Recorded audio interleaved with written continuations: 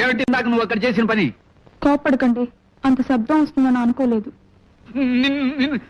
నిన్ను జన్మలో బయటికి తీసుకెడితే నా చెవిలో ఏలే చంపేవే.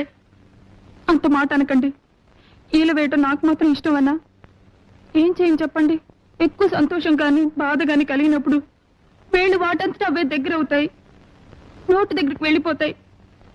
లోపల నుంచి గాలి వస్తుంది, బయటికి శబ్దం వస్తుంది. ఇవన్నీ నాకు తెలియకుండానే జరిగిపోతాయండి. నా వల్ల కాదే. ఏలేసే పెళ్ళాన్ని ఏలుకోలేను.